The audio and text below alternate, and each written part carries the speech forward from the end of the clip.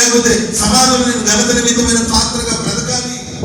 దేవుడు నన్ను ఏ ఉద్దేశంతో ఈ లోకానికి పంపాడో ఆ ఉద్దేశం నెరవేర్చబడాలి. నా లైఫ్ సార్థకమవ్వాలి.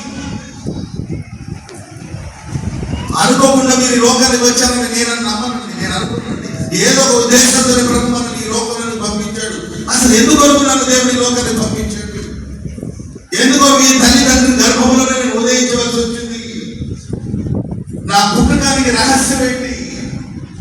ఏ కారణంతో నేను ఈ లోకానికి వచ్చాను? ఆలోచించి ముందుకు సాగాలి. కానీ నిరాశ, నిస్పృహ, ఏం తింటాంలే, తిండి మీద ఆశలే తినాలి కదా, ఏం వండుకుంటాంలే, ఏమి దండుకుంటాంలే, ఊరికి పండుకుంటాంలే, ఇలా కొంతమంది నిరాశ, నిస్పృహ ఇంత మట్టుకు చాలు. నా పూర్వీకుల కంటే పెద్దలు నేను ఎవరు పోల్చుకోమన్నారు? పూర్వీకులతో. నా పితరుల కంటే నేను గొప్పవాడు కాదంటే నేను ఎవరు పోల్చుకోమన్నారు? పితరులతో. పితరుల పరిచయం పితరులదే, మన పరిచయం అంతే. నేను ఏ రోజు ఏసర్ గారితో పోల్చుకోను. మనుషులు పోల్చి చూస్తూ ఉంటారు. అన్న అయితే ఇలా చేసేవారు, అన్న అయితే ఇలా మాట్లాడు అంటూ ఉంటారు కదండి. నేను ఎప్పటికీ పోల్చుకోను దైవజనులు ఏసర్ గారితో. దైవజనులు ఏసర్ గారు వారు చేసిన పరిచయం చాలా గొప్పది. వారి పరిచయం వారికి ఇచ్చిన దర్శనం వారికి.